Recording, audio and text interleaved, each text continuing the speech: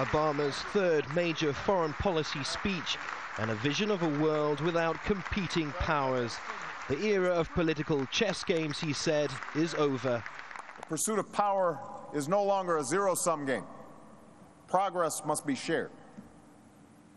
That's why I have called for a reset in relations between the United States and Russia.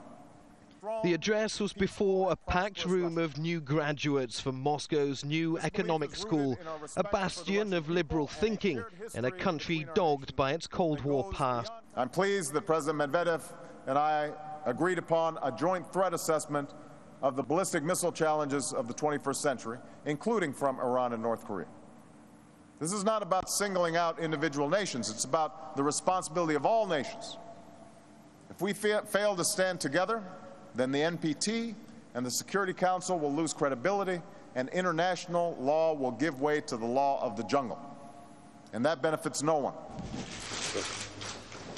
Earlier, Obama had breakfast with Vladimir Putin, a man Washington knows to be in possession of both power and influence. But last week, Obama described the Prime Minister as having one foot in the Cold War past. This was never going to be an easy first meeting.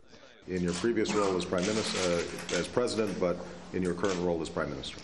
Beyond the friendly overtures and cordial exchanges, there remain a series of critical disagreements. Russia continues to strongly oppose U.S. plans to site a missile defense shield in Eastern Europe and the growing influence of the United States in post-Soviet space. There's still also no agreement on the territorial status of Georgia's breakaway regions or on the country's position when it comes to joining NATO. This a year after Russia and Georgia were at war. But in the clearest sign yet that the missile defense shield plan may be under review, Obama said the future of the project depended on Iran, a country with close diplomatic ties with Russia.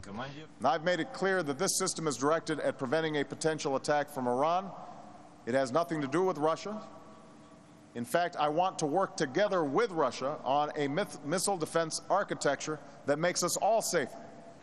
On the president's second day in Moscow, Obama also made a point of meeting opposition figures and rights activists like the former chess champion Garry Kasparov, a move that's unlikely to endear him with the Kremlin. But Russia's questionable human rights record is difficult for Washington to ignore. Neave Barker, Al Jazeera, Moscow.